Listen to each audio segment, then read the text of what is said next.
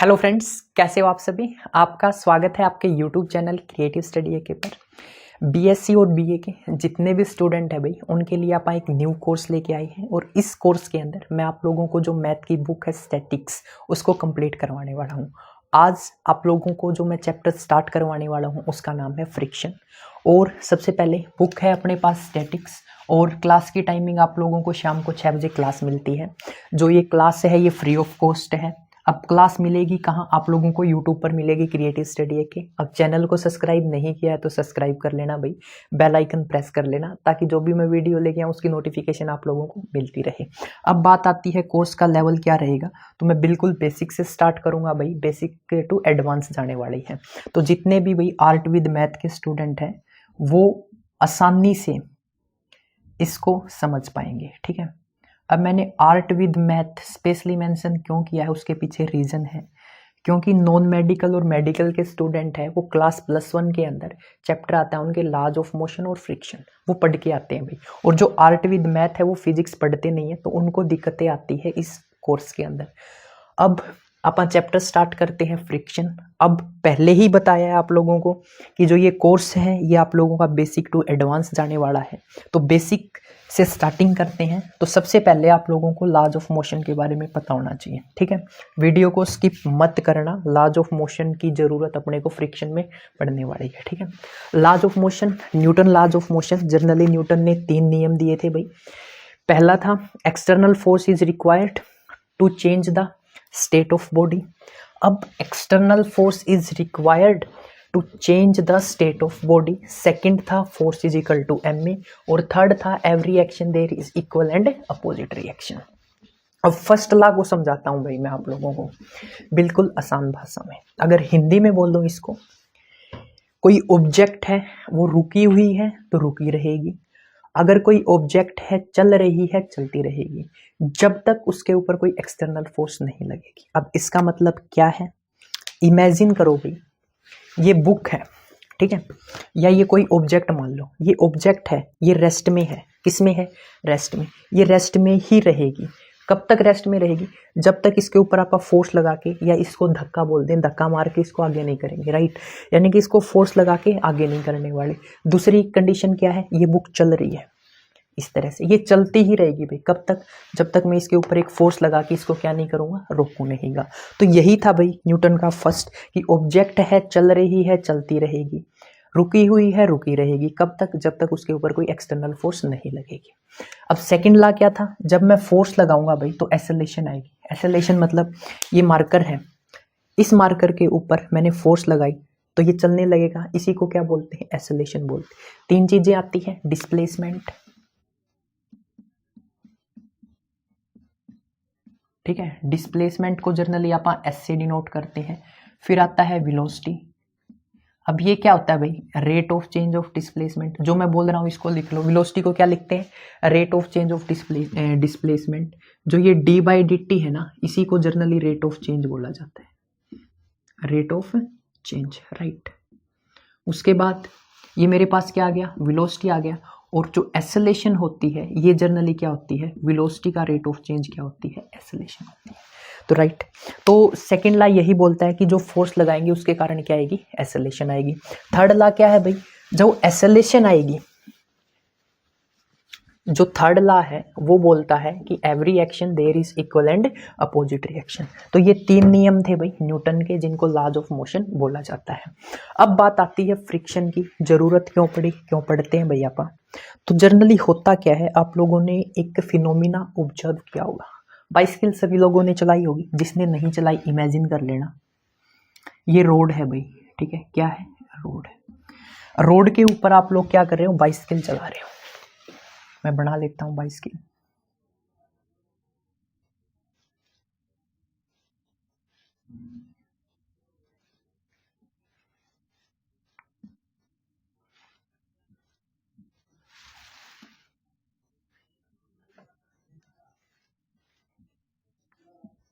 ये आप लोगों की कोई बाइसिकल है, ठीक है। आप लोग इस बाइसिकल को चला रहे हो, सभी ने चलाई होगी। अब होता क्या है, इमेजिन करना भाई, इस चीज को मैं यहाँ पर दिखा नहीं सकता, ठीक है। इमेजिन करना आप बाइसिकल के पेडल, जैसे जो पेडल है उनको रोटेट कर रहे हो या पेडल मार रहे हो, होगा क्या, जब तक आप लोग पैडल मारोगे तो बाइसिकल चलती रहेगी। अब हुआ क्या, आप लोगों ने जो पैडल है वो मारने छोड़ दिए, यानी कि जो पैडल को आप रोटेट कर रहे थे उनको रोटेट करना छोड़ दिया, तो होगा क्या, ये बाइसिकल थोड़ी सी आगे चल के, ठीक है, थोड़ी सी आगे चल के क्या होगी, रेस्ट में आ जाएगी। इसमें आ जाएगी, रेस्ट में आ जाएगी। इमेजिन करो यार, बाइसिकल है, पैडल मार रहे थे तब तक बाइसिकल चल रही थी, जैसे ही आप लोगों ने पैडल मारना छोड़ा तो क्या हुआ, थोड़ा सा डिस्टेंस कवर करने के बाद वो बाइसिकल अपने आप रेस्ट में आ जाती है। अब बात आती है भाई, न्यूटन ने कहा था अगर कोई चीज़ चल रही है फर्स्ट लॉ के अकॉर्डिंग तो वो चलती ही रहेगी। कब तक चलती रहेगी, जब तक आप उसको रोकेंगे नहीं, यानी कि जब तक ब्रेक नहीं मारेंगे या उसके ऊपर कोई फोर्स नहीं लगाएंगे। बट हुआ क्या, बाइसिकल के जैसे ही पैडल जो आप रोटेट कर रहे थे, पैडल मार रहे थे, उनको छोड़ा, कुछ टाइम बाद बाइसिकल अपने आप ही कहाँ आ गई, रेस्ट पे आ गई। तो यहाँ से जो फ्रिक्शन है उसकी खोज या इन्वेंशन स्टार्ट हुई थी। अब ये हो क्यों रहा, जैसे ये जो हो रहा था, क्या हो रहा था, बाइसिकल अपने आप रेस्ट में आ रही थी, क्यों हो रहा था, तो इसी का जो कारण है वो क्या है, फ्रिक्शन है। अब फ्रिक्शन होता क्या है भाई,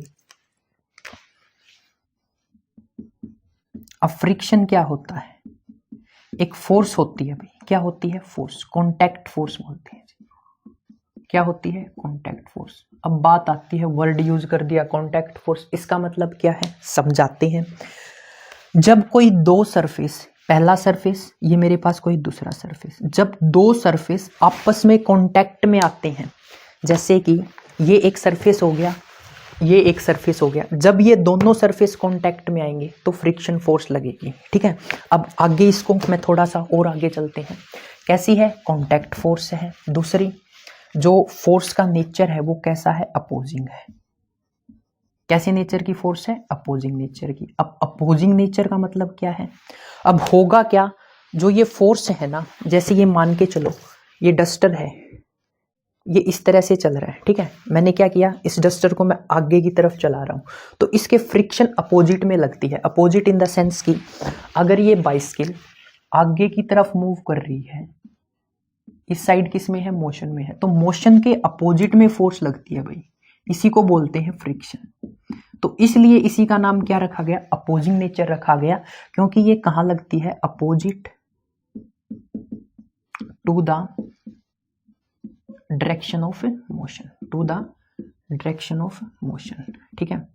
अब आप लोग अगर बुक में पढ़ोगे, ठीक है, वहां पर कई बुक्स के अंदर वर्ड यूज करेगा रिलेटिव, रिलेटिव मोशन, ठीक है, क्या वर्ड यूज करेगा, रिलेटिव मोशन। आप लोग करोगे रिलेटिव मोशन और वर्डिंग लिखी मिलेगी अपोज रिलेटिव मोशन। क्या करता है, रिलेटिव मोशन को अपोज करता है। अब बात आती है रिलेटिव मोशन की, तो जब आप दो सरफेस के बारे में बात करते हैं, एक सरफेस दूसरा सरफेस, या दो ऑब्जेक्ट एक दूसरे के ऊपर हैं, जब इन दोनों के मोशन के बारे में बात करते हैं तो ये रिलेटिव मोशन होता है, और ये क्या करता है, रिलेटिव मोशन को क्या करता है, अपोज करता है, राइट। अब बात आती है डेफिनेशन की, तो डेफिनेशन आप लोग यहाँ पर देख सकते हो, friction is an opposing force that's come into play when body actually moves, slides और रोल्स और even tries to move over the surface of the another body, ठीक है। अब ये डेफिनेशन मैं आप लोगों को अच्छे से समझाता हूँ, एक्चुअली बोल क्या रही है। फ्रिक्शन क्या करेगा भाई, कम्स इनटू प्ले, यानी कि फ्रिक्शन लगेगा कब, जब एक बॉडी एक्चुअली क्या करेगी, मूव करेगी। तो ये देखो, ये कोई बॉडी है, ये मूव कर रही है, मूव करेगी तो क्या लगेगा, फ्रिक्शन लगेगा। अब दूसरा केस क्या हो सकता है, ये देखो बाइसिकल क्या कर रही है, जो टायर है वो रोल कर रहे हैं, या तो रोल करेगी, या दूसरी कंडीशन क्या हो सकती है, या ये बॉक्स चल सकता है, या ये क्या कर सकता है, स्लाइड कर सकता है। स्लाइड का मतलब क्या है, कुछ इस तरह से देखो, ये इस तरह से क्या कर सकता है, स्लाइड कर सकता है, राइट। या तो मूव करे, या स्लाइड करे, या रोल करे, उस टाइम पे फ्रिक्शन आता है। या जब कोई भी ऑब्जेक्ट मोशन करने की तैयारी करती है, क्या करती है, मोशन करने की तैयारी करती है, उस टाइम पे भी क्या लगता है, फ्रिक्शन लगता है। अब मोशन करने की तैयारी मतलब क्या होता है भाई, अब देखो ये बुक है, अब इमेजिन करो आपके घर में कोई टेबल है, ठीक है, आपके घर में ये कोई टेबल है, राइट। अब भाई आपको इस टेबल को आगे की तरफ वो करना है, चलाना है, ठीक है। आपकी माँ ने कहा कि ये रूम नंबर 1 है आपका और ये रूम नंबर 2 है, तो आपके घर वालों ने आपको बोल दिया कि इस टेबल को रूम नंबर 1 से रूम नंबर 2 में लेके जाओ। कंडीशन है उठा के नहीं लेके जाना, चला के लेके जाना है। तो आप लोग क्या करोगे, इसके ऊपर एक फोर्स लगाओगे। क्या करोगे, फोर्स लगाओगे। अब हुआ क्या, जब आपने इसको जिसके ऊपर फोर्स लगाई, ये टेबल को माइंड में इमेजिन कर लो भाई, इस टेबल के ऊपर आपने फोर्स लगाई तो हुआ क्या, ये टेबल चली नहीं भाई। क्यों नहीं चली, क्योंकि इसके ऊपर एक फ्रिक्शन लग रहा था। मोशन उस साइड करवा रहे हो, फ्रिक्शन इस साइड लगेगा ना। जब तक आप लोग इस फ्रिक्शन से ज्यादा फोर्स नहीं लगाओगे ये टेबल चलेगी नहीं। आपने क्या कहा, मैंने 1 न्यूटन की फोर्स लगा दी, नहीं चली। 2 की लगा दी, 3 की लगा दी, 4 की। जब आप लोगों ने मान के चलो 5 न्यूटन की फोर्स लगाई, यानी कि ये फोर्स आपने थोड़ी सी फोर्स लगाई, नहीं चला। फिर थोड़ी सी फोर्स लगाई, ये टेबल नहीं चली। फिर थोड़ी सी फोर्स लगाई, टेबल नहीं चली। अब आपको आ गया गुस्सा और टेबल को एकदम से बहुत फोर्स लगा दी, एकदम से धक्का मारा, तो क्या हुआ, टेबल चलने लगी, राइट। अब टेबल चलने लगी, क्यों चलने लगी, क्योंकि इसके जो अपोजिट में फ्रिक्शन लग रहा था ना, आपने फ्रिक्शन से ज्यादा फोर्स लगा दी, ठीक है। क्या किया, फ्रिक्शन से ज्यादा फोर्स लगा दी, तो ये टेबल चलने लगी। तो ये बात होती है भाई फ्रिक्शन की। ये आप लोगों की डेफिनेशन है जो आपको समझाई गई है। इसका स्क्रीनशॉट लेना है, स्क्रीनशॉट ले लो, लिखना है लिख लो, ठीक है। वीडियो पॉज करके लिख सकते हो। अब बात आती है टाइप्स ऑफ फ्रिक्शन। अब अपने पास 3 तरह के फ्रिक्शन होते हैं भाई, ठीक है। बुक में 2 दे रखे हैं आपके, बट मैं कहूंगा फ्रिक्शन 3 तरह के होते हैं। अब 3 तरह के फ्रिक्शन क्या होते हैं वो देखो, ध्यान से सुनना।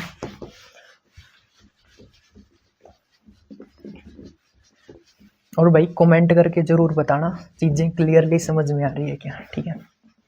अब 3 तरह के फ्रिक्शन होते हैं भाई, राइट। हेडिंग लिखो, टाइप्स ऑफ फ्रिक्शन। हेडिंग डालो, टाइप्स ऑफ फ्रिक्शन।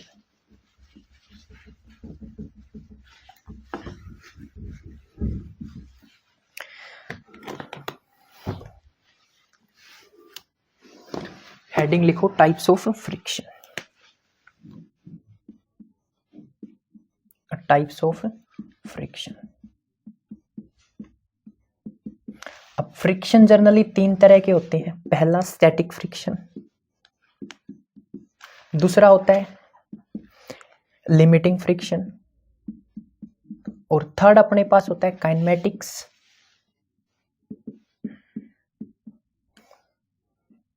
काइनेटिक, और जिसको क्या बोला जाता है, डायनेमिकल, ठीक है। काइनेटिक या इसको क्या बोला जाता है, डायनेमिकल बोला जाता है।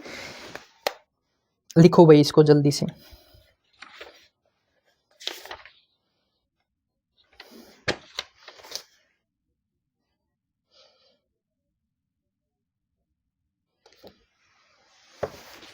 अब देखो एक्चुअली होगा क्या, अब डिफरेंस क्या है तीनों के अंदर। जब टेंडेंसी ऑफ रिलेटिव मोशन होगी, अब ये क्या वर्ड है, टेंडेंसी ऑफ रिलेटिव मोशन। अब इसका मतलब क्या है, अभी समझाते हैं। टेंडेंसी ऑफ रिलेटिव मोशन होगी, ठीक है। अब इसको जो फ्रिक्शन है, इसका जो सिंबल होता है ना, ये एफएस होता है। उसके बाद ये जो फ्रिक्शन है ये वेरिएबल होता है, या वेरिएबल की जगह इसको सेल्फ एडजस्टिंग भी बोलते हैं। अब मैंने इतने वर्ड यूज कर दिए, मतलब तो बता दो इनके क्या है। सबसे इंपॉर्टेंट यही है, टेंडेंसी ऑफ रिलेटिव मोशन। अब इसका मतलब क्या है, ध्यान से सुनना भाई। अब टेंडेंसी यानी कि कोई चीज चलने को तैयार होती है। देखो कैसे समझाएं आपको, एक सेकंड रुको। ये बुक है, ये डस्टर है, राइट। अब ये रेस्ट में है, मैंने इसके ऊपर फोर्स लगाई। अब जब ये चला ना, ध्यान से सुनना, जब ये चला, चलने से जस्ट पहले वाली जो पोजीशन होती है उसको बोलते हैं स्टैटिक फ्रिक्शन, यानी कि ये बस चलने ही वाला है, ठीक है। जो ये डस्टर है या कोई भी ऑब्जेक्ट है वो क्या है, वो जस्ट चलने ही वाली होती है, राइट। उस टाइम पे जो फ्रिक्शन लगता है उसको क्या बोलते हैं, स्टैटिक फ्रिक्शन बोलते हैं। इसको इक्विब्रिलियम पोजीशन भी बोला जाता है, इक्विब्रिलियम फ्रिक्शन भी बोला जाता है। वो क्यों बोला जाता है, देखो अब एक्चुअली होगा क्या, मैं आपको एक एग्जांपल समझाता हूँ, राइट। इसको थोड़ा ध्यान से समझना। ये है चंपा, ठीक है, क्या है, चंपा।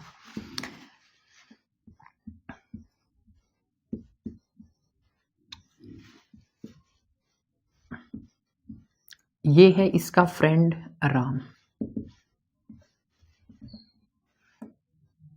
छोरी बना रहे हैं यार, थोड़ी सी अगर बनेगी तो, राइट। ये है इसका फ्रेंड राम,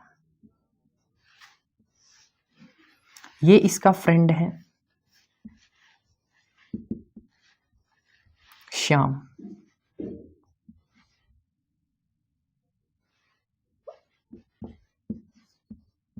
राइट। अब इन दोनों के बीच में भाई, श्याम और राम के बीच में लड़ाई होगी। क्या लड़ाई होगी?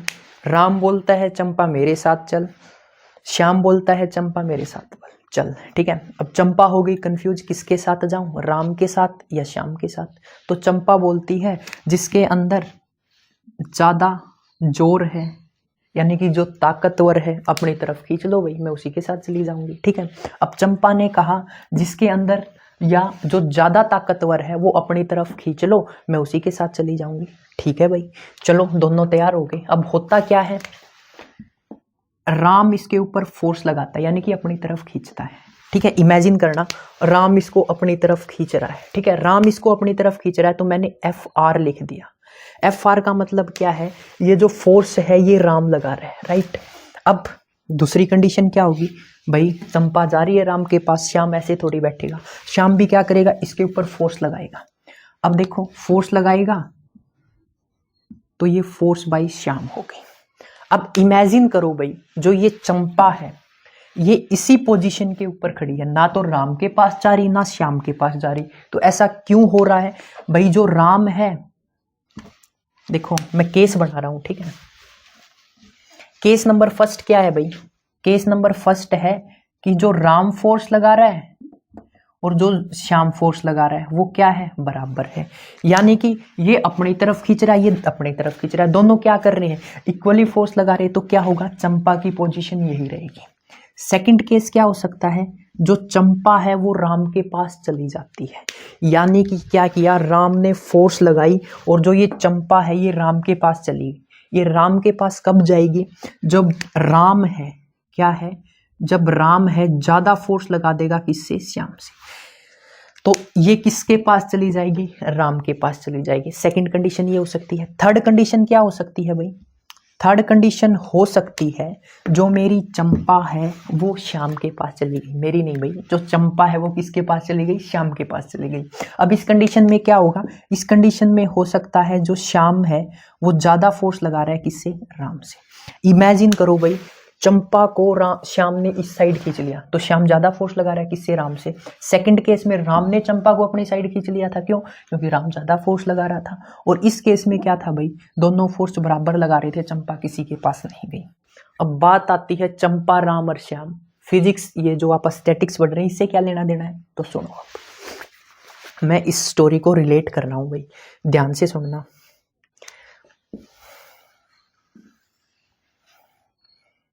ये बना दिया मैंने बॉक्स, ये है मेरी चंपा।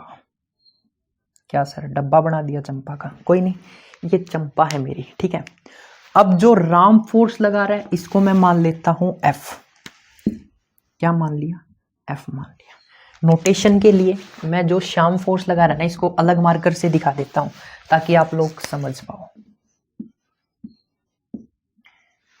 ठीक है। इसको मैंने मान लिया फोर्स, राइट। जो राम फोर्स लगा रहा है इसको मैंने मान लिया ब्लॉक के ऊपर आगे फोर्स लग रही है। जो श्याम फोर्स लगा रहा है इसको मैंने मान लिया फ्रिक्शन। क्या मान लिया, फ्रिक्शन मान लिया। कौन सा फ्रिक्शन, कौन सा भी हो सकता है, जनरली फ्रिक्शन को स्मॉल f से डिनोट करते हैं, वो आपके ऊपर डिपेंड करता है, राइट। इसको मैंने मान लिया फ्रिक्शन। अब तीनों केस को भाई क्या करो, बताओ। अगर मेरे पास जो फोर्स है और जो फ्रिक्शन है वो दोनों है तो ब्लॉक कहाँ होगा भाई, स्टैटिक पोजीशन में होगा, यानी कि रेस्ट में होगा, या इसको क्या बोल सकते हैं, इक्विलिब्रियम बोल सकते हैं, राइट। सेकंड केस क्या होगा भाई, सेकंड केस देखो, जो मेरे पास FR है, FR जनरली F है, ग्रेटर होगी किससे, फ्रिक्शन से, तो ब्लॉक कहाँ क्या करेगा भाई, मोशन करेगा। ब्लॉक क्या करेगा, मोशन करेगा, कहाँ, आगे की तरफ। थर्ड कंडीशन क्या है भाई, थर्ड कंडीशन है जो मेरे पास फ्रिक्शन है वो ज़्यादा है किससे, फोर्स से। तो इस कंडीशन में देखो ये फ्रिक्शन है, ये ज़्यादा है, फोर्स कम है, तो ये इस केस में भी क्या करेगा, रेस्ट में रहेगा, मूव नहीं करेगा, राइट। ये भी क्या होती है, रेस्ट पोजीशन होती है। ठीक है, अब बात आती है कि मैंने वर्ड यूज किया सेल्फ एडजस्टिंग। अब स्टैटिक्स पे आ जाओ, टेंडेंसी ऑफ रिलेटिव मोशन। अब जब ये है ना फोर्स लगी इस ब्लॉक के ऊपर, जो ये ब्लॉक चलने ही वाला होता है, उस कंडीशन को बोलते हैं टेंडेंसी ऑफ रिलेटिव मोशन। इसको डिनोट किया जाता है एफ एस से, तो मैंने लिख दिया एफ एस। ये स्टैटिक फ्रिक्शन लग रहा है इसके ऊपर। ये फोर्स वेरिएबल होती है। अब वेरिएबल का मतलब क्या है भाई, इसकी कुछ ना कुछ वैल्यू होती है अपने पास। जैसे मैंने 1 न्यूटन फोर्स लगाई, तो जो ये फ्रिक्शन है ये ऑटोमेटिक 1 न्यूटन हो जाएगा। जब मैंने 2 न्यूटन फोर्स लगाई, ये जो फ्रिक्शन है ये 2 न्यूटन हो जाएगा। जब मैंने इसके ऊपर 4 न्यूटन फोर्स लगाई, ये 4 न्यूटन हो जाएगा। जब आप फ्रिक्शन की वैल्यू से ज़्यादा फोर्स लगा देंगे, मान के चलो ये 9 न्यूटन तक अपने आप को एडजस्ट कर सकता है, जैसे ही आपने 10 न्यूटन फोर्स लगाई तो ब्लॉक अपने आप चलने लगेगा। तो इसलिए इसको क्या बोला जाता है, सेल्फ एडजस्टिंग। जितनी फोर्स लग रही है 1 से 9 न्यूटन तक, ये फ्रिक्शन उतने ही अपने आप को एडजस्ट कर लेगा। 1 लग रही है तो फ्रिक्शन 1 हो जाएगा, 2 लग रही है तो फ्रिक्शन 2 हो जाएगा। तो इस तरह से इसको क्या बोला जाता है, स्टैटिक फ्रिक्शन बोला जाता है, सेल्फ एडजस्टिंग बोला जाता है, राइट। अब बात आती है इसकी डेफिनेशन की, तो डेफिनेशन आप लोग आसानी से लिख सकते हो, लिख लेना। अब बात आती है कि स्टैटिक फ्रिक्शन निकालने का क्या कोई फॉर्मूला है, बिल्कुल कोई फॉर्मूला नहीं है भाई। तो बात आती है निकालेंगे कैसे, अभी बताते हैं। अब जो इसकी जो वैल्यू है ना स्टैटिक फ्रिक्शन की, वो 0 से, जो स्टैटिक फ्रिक्शन की मैक्सिमम वैल्यू हो सकती है, ये जो मैक्सिमम वैल्यू होती है ना, इसके बाद कोई भी ऑब्जेक्ट चलने स्टार्ट कर देती है। अब बात आती है इसकी वैल्यू 0 से या मैक्सिमम होगी, और मैक्सिमम से ज़्यादा होते ही चलने लग जाएगी। अब बात आती है लिमिटिंग फ्रिक्शन क्या होता है भाई, ये होता है maximum value of static friction. जो स्टैटिक फ्रिक्शन की मैक्सिमम वैल्यू होती है उसी को क्या बोलते हैं भाई, उसी को लिमिटिंग फ्रिक्शन बोलते हैं। जो आप फोर्स लगाएंगे वो डायरेक्टली प्रोपोर्शनल होगी किसके, आर, और F is equal to mu R. अब ये नहीं समझ में आया, 2 मिनट रुको समझाते हैं। ये लिमिटिंग फ्रिक्शन हो गया। अब काइनेमेटिक्स या डायनेमिकल में क्या होता है भाई, इसके अंदर जब रिलेटिव मोशन क्या हो जाए, स्टार्ट हो जाए, रिलेटिव मोशन क्या हो जाए, स्टार्ट हो जाए, रिलेटिव मोशन स्टार्ट्स, राइट। तो ये 3 तरह के फ्रिक्शन होते हैं जो आप लोगों से पूछ लिए जाते हैं। आप अपनी बुक के अकॉर्डिंग डेफिनेशन देख लो, आप लोग आसानी से समझ पाओगे। अब देखो द फोर्स, मैं आपको स्टैटिकल फ्रिक्शन की डेफिनेशन पढ़ के बताता हूँ और समझा भी दूंगा। The force of friction called into play when there is equilibrium position, यानी कि जो चंपा थी ना राम के पास जा रही थी ना श्याम के पास जा रही थी, तो जो फोर्स लगा रहे हैं और जो फ्रिक्शन है अगर वो बराबर है, इक्विब्रिलियम पोजीशन में है, तो उसको क्या बोलते हैं, स्टैटिक फ्रिक्शन बोलते हैं। अब उसके बाद लिमिटिंग की नीचे लिखी हुई 1-2 लाइन, ये मैक्सिमम वैल्यू इसकी है, यही बोल रखा है भाई। उसके बाद डायनेमिकल में बोल रखा है the force of friction called into play when there is motion. तो जब रिलेटिव मोशन होगा तो क्या होगी, डायनेमिकल फ्रिक्शन होगा। यहाँ तक आई थिंक किसी को दिक्कत नहीं है। फिर भी अगर कोई दिक्कत आती है तो भाई आप लोग कमेंट के थ्रू पूछ सकते हो, राइट। अब बात आती है भाई, नेक्स्ट टॉपिक है अपना कोफिशिएंट ऑफ फ्रिक्शन। हेडिंग डाल दो। मैं बिल्कुल बेसिक से चल रहा हूँ भाई। अब कईयों को दिक्कत होगी, कई सोचेंगे यार इतना लंबा लेक्चर हो गया क्या करें। अब जिसने ये लेक्चर देख लिया ना, मैं डेफिनेटली बता दूं, वो क्वेश्चंस के अंदर कभी मार नहीं खाएगा भाई, ठीक है।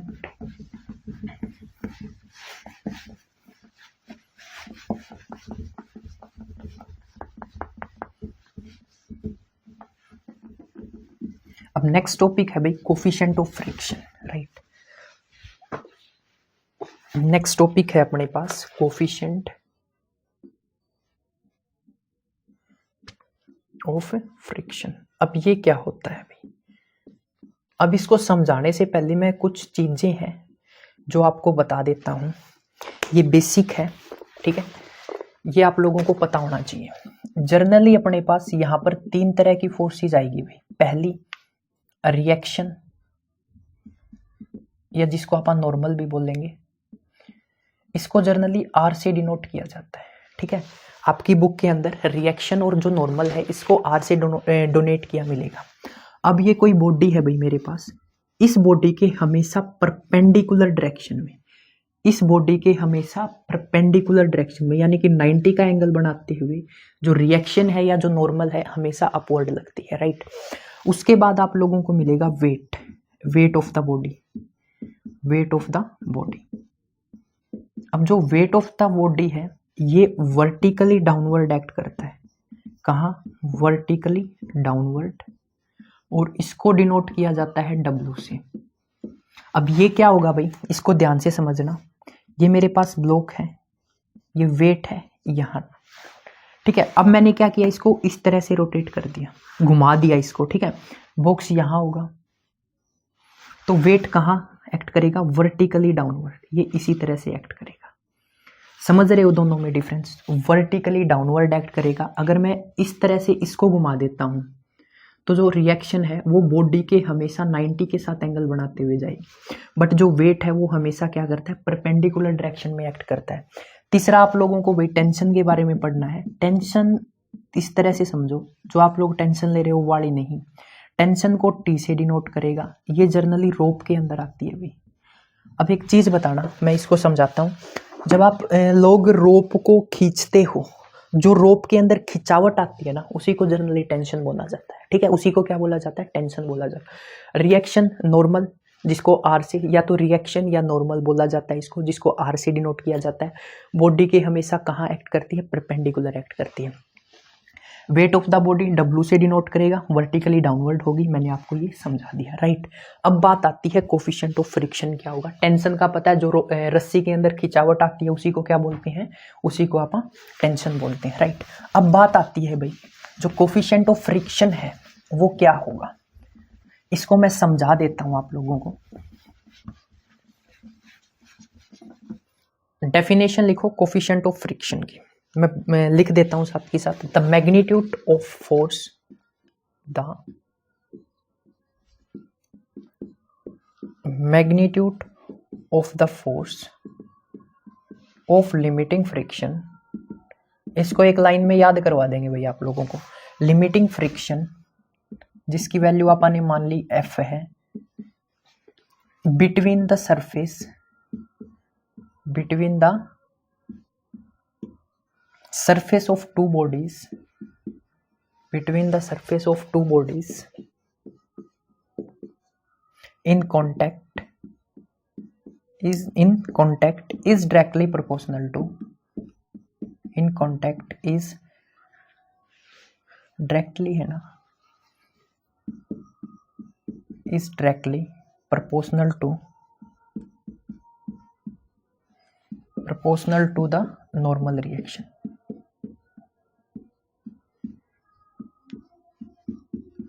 नॉर्मल रिएक्शन जिसको जर्नली आर से रिप्रेजेंट करते हैं। तो जो फोर्स ऑफ लिमिटिंग फ्रिक्शन है, जिसको किससे डिनोट किया है, F। ध्यान से देखना भाई, फोर्स ऑफ लिमिटिंग फ्रिक्शन है दो सरफेसेस के बीच में, राइट। ये तो आप लोग समझ ही गए होंगे, एक सरफेस ये है, एक सरफेस ये है, ठीक है। इन दोनों के बीच में क्या है, कांटेक्ट है, तो तभी तो फ्रिक्शन आता है। रिलेटिव मोशन होता है तभी फ्रिक्शन आता है, या टेंडेंसी ऑफ रिलेटिव मोशन होता है तभी फ्रिक्शन आता है। ये देखो, force of limiting friction F between the surface of two bodies in contact, contact में हो गए तभी तो फोर्स आएगा, कौन सा, limiting friction. Is directly proportional to, is directly proportional to, मैंने डायरेक्टली प्रोपोर्शनल का साइन लगा दिया, is directly proportional to the normal reaction. Normal reaction को R से रिप्रेजेंट, डरना मत भाई, ये डायरेक्टली प्रोपोर्शनल का साइन है वही है, ठीक है। मैंने इसको इसी तरह से होता है, डायरेक्टली प्रोपोर्शनल टू, इसको ऐसे भी लिखा जाता है। तो जब डायरेक्टली प्रोपोर्शनल का साइन हटाते हैं तो एक कांस्टेंट आता है म्यू R। जो ये म्यू होता है ना, इसी को क्या बोला जाता है, कोफिशिएंट ऑफ लिमिटिंग फ्रिक्शन या कोफिशिएंट ऑफ फ्रिक्शन बोल दो। ध्यान से सुन लो भाई, जो लिमिटिंग फोर्स है वो डायरेक्टली प्रोपोर्शनल होता है, इसको ऐसे भी लिखा जाता है फोर्स ऑफ लिमिटिंग फ्रिक्शन। ये बीच वाली जो लाइन लिखी है ये वाली कट भी कर सकते हो, force the magnitude of force of limiting friction F is directly proportional to normal reaction. आप इसको इस तरह से भी लिख सकते हो, बात एक ही है, ठीक है।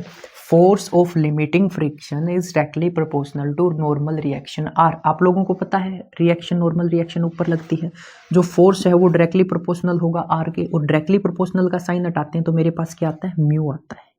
क्या बोलते हैं इसको, म्यू। आई रिपीट, इसको क्या बोलते हैं, म्यू बोलते हैं। F is equal to mu R, और म्यू क्या होता है, कोफिशिएंट ऑफ फ्रिक्शन, राइट। तो ये होता है मेरे पास कोफिशिएंट ऑफ फ्रिक्शन के लिए फॉर्मूला। अब मैं इसको साइड में लिख देता हूं क्योंकि इसकी जरूरत पड़ेगी अपने को। F is equal to mu R, F is equal to mu R, ठीक है। ये क्या होता है, कोफिशिएंट ऑफ फ्रिक्शन। और यहां से अगर म्यू की वैल्यू निकालोगे तो वही बच्चों वाले काम है भाई, म्यू की वैल्यू निकालोगे तो क्या आ जाएगी, एफ बाई आर, ठीक है। आपकी मर्जी है, जैसे निकाली जाए निकाल सकते हो। उसके बाद नेक्स्ट आता है भाई अपने पास रिजल्टेंट। नेक्स्ट आता है रिजल्टेंट रिएक्शन। क्या आता है, रिजल्टेंट रिएक्शन।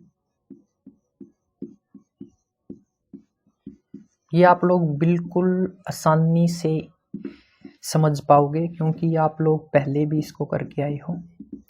जैसे कि ये मेरे पास कोई बॉडी है भाई, ठीक है, ये मेरे पास क्या है, कोई बॉडी है, इसके ऊपर रिएक्शन परपेंडिकुलर होती है बॉडी की, ये फोर्स लग रहा है। क्या लग रहा है, फोर्स। अब यहां पर एक कंडीशन होती है रिजल्टेंट के लिए भाई, जो फोर्स है और जो रिएक्शन है इनके बीच में जो एंगल है वो कितना होना चाहिए, 90 डिग्री, ठीक है। कितना होना चाहिए, 90 डिग्री। अगर ये वाली कंडीशन सेटिस्फाई होती है, क्या होती है ये वाली कंडीशन, तो मैं एस को इसका क्या बोल दूंगा, रिजल्टेंट बोल दूंगा। एस को क्या बोल दूंगा, इसका रिजल्टेंट बोल दूंगा, ठीक है। वही रिजल्टेंट किसके इक्वल होगा, देखो अगर इसको मैं पैरेललोग्राम ला से करूं, कुछ इस तरह से, कुछ इस तरह से, कुछ नहीं होता भाई। देखो जो ये एस है, इसको एस रिजल्टेंट है, ये क्या होगा भाई, ये होगा, देखो ये मेरे पास है, ये आर है तो ये भी आर होगा, ये मेरे पास क्या है, एफ है। तो S square is equal to R square plus F square. तो यहां से एस है उसकी वैल्यू क्या आ जाएगी, R square plus F square. Just मैंने पाइथागोरस थ्योरम लगाई है भाई। ये मेरे पास ट्राइंगल है, इस ट्राइंगल के अंदर अगर आप लोग पाइथागोरस थ्योरम का यूज करोगे तो ये मेरे पास क्या हो जाएगी, हाइपोटेनियस हो जाएगी, जिसको मैंने एस से दिखाया है। ये मेरे पास फोर्स यानी कि ये क्या हो जाएगा, बेस हो जाएगा। ये मेरे पास क्या हो जाएगा, परपेंडिकुलर हो जाएगा, राइट। तो क्या होता है, बेस प्लस परपेंडिकुलर का स्क्वायर अंडर द रूट। इसी को क्या बोलते हैं भाई, रिजल्टेंट बोलते हैं, ठीक है। कोई दिक्कत किसी को। अब आप लोग कहोगे रिजल्टेंट कैसे पता करेंगे, तो रिजल्टेंट जनरली दो फोर्सेस के बीच में लाई करता है। एक फोर्स ये होगी, एक रिएक्शन ये होगी। तो रिजल्टेंट हमेशा यहाँ पर लाई करेगा दोनों के बीच में। अगर ये 90 है पूरा तो ये 45 होगा, ये 45 होगा, ठीक है। तो आई थिंक आप लोग रिजल्टेंट को समझ गए होंगे। उसके बाद नेक्स्ट टॉपिक आता है भाई एंगल ऑफ फ्रिक्शन। ये आपकी बुक के अकॉर्डिंग चल रहा हूँ भाई मैं, ठीक है। उसके बाद नेक्स्ट टॉपिक आता है angle of friction. I think यार वो आप कल कवर करते हैं, वीडियो ज़्यादा लंबी हो जाएगी। ये एक बेसिक लेक्चर था, जस्ट आप लोगों को फ्रिक्शन के बारे में समझाना था, टाइप्स ऑफ फ्रिक्शन के बारे में समझाना था। उसके बाद कोफिशिएंट ऑफ फ्रिक्शन क्या होता है, उसके बाद रिजल्टेंट, ठीक है। अब इसका जो नेक्स्ट पार्ट है वो अपन नेक्स्ट वीडियो में कवर करते हैं। वीडियो को लाइक कर देना और कमेंट करके ज़रूर बताना भाई आप लोगों को जो चीज़ें हैं वो कैसे और कितनी समझ में आ रही है, right. Thanks for watching creative study.